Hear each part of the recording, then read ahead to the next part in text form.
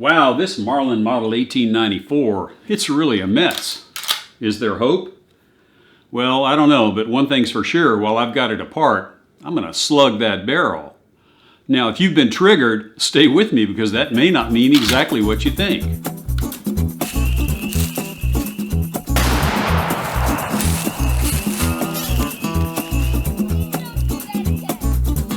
Hi, George here, and welcome to Tales from Target Suite, where I'll share my perspective on guns and shooting, and we'll spend some time at the range. And every now and then, we're going to reconvene out there in my shop or out at the farm in Louisiana, where I'll build some fun projects and we'll share an adventure or two that'll make even a grown man smile.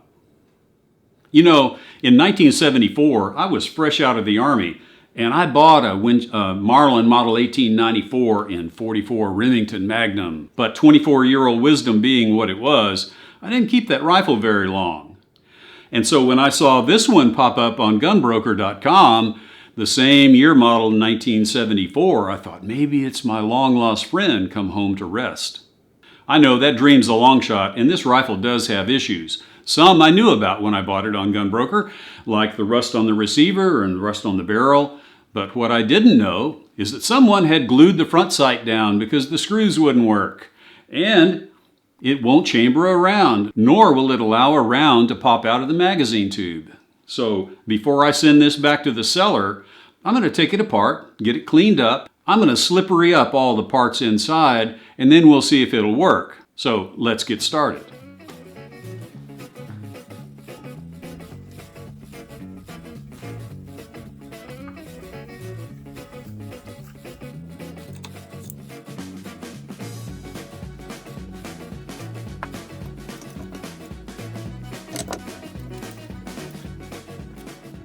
So the reason I'm putting this paper underneath the sight is I'm fixing to drive it out to get rid of this rust in here.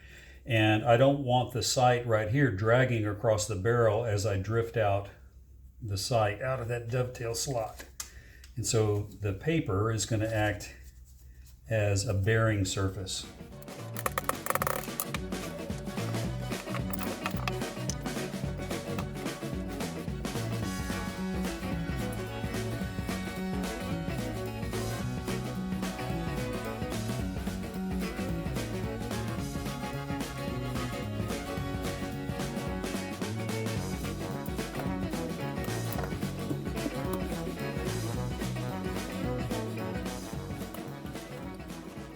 The reason I'm pulling on the trigger here is because just like on the Winchester 1886, the trigger return spring actually puts pressure on the hammer and it makes getting this screw out harder.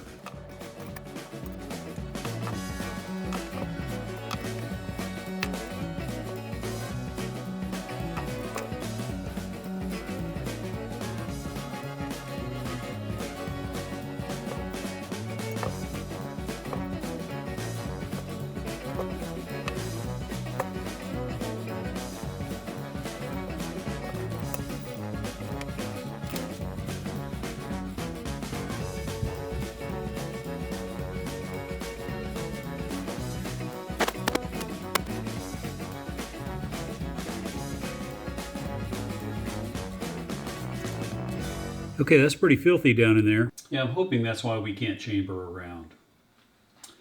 Okay, well there it is. Now we'll get it all cleaned up and put back together and see if we fixed that failure to chamber around issue that we talked about. Now don't bail out on me because at the end of the video we're going to slug that barrel and I'll show you what we're going to do and I'll explain why we're doing it.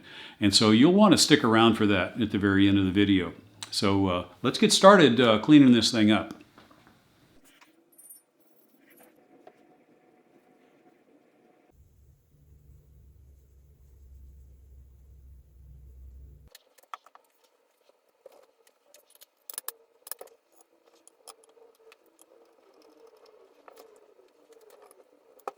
Okay, to slug the barrel, the first thing we need to do is to take out the hand lever and the bolt, and that will give us access through the breech into the barrel. Now we're going to take a 3/8 inch dowel with a patch stuck on the end of it, and we're going to run it right through the bore. And we've run that patch to within about an inch of the muzzle. And we're going to leave this rod in there. Now let's get the fixture set up.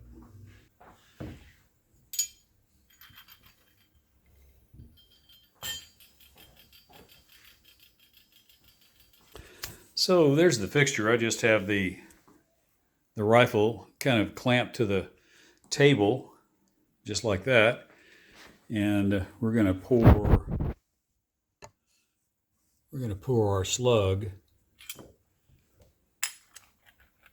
There's a material that we're going to pour, and that material is actually called a True.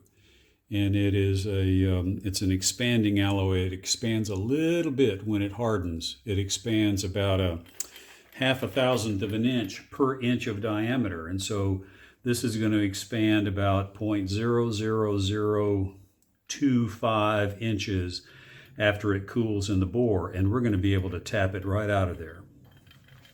Okay, we've got our slug melted. I'm going to try to pour it right down there.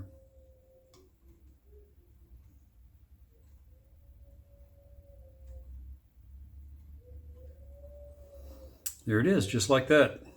Now let's let it cool, and then I'll tap it out.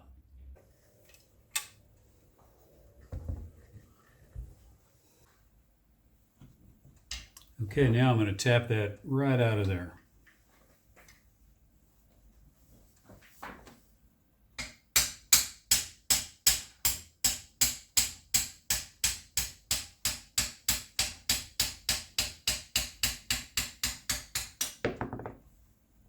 So there's our slug. Now you can barely see the lands and the grooves, and they're very shallow compared to normal rifling. Now I'm going to put the micrometer across here, and we're going to measure the biggest dimension and the smallest dimension. And so the biggest dimension is 0.4295, and the smallest dimension is 0.4255. Now, that's a lot of information, and if you're not into shooting lead bullets, I would say you probably should be, except for hunting, of course. But for plinking, there's nothing like it. They're cheap, they're easy to load, and all you need to do with the Marlin micro groove barrel is understand what is the major diameter of your barrel, and then get your bullets, buy your bullets accordingly. So I hope all this was helpful. And I'm really sad to have to let this guy go back. Right now, I'm excited to wait on the new 1979 version, which will be here in a few days. And I'll do a little bit more workup with that rifle. So I hope you've enjoyed the video, and if you haven't already, I hope you'll subscribe, because that certainly helps us. And if you click on that little bell, YouTube says you'll get a notification every time I upload a new video. And you know what? I'll see you in the next video, I hope. And maybe it'll be on Tuesday. So long.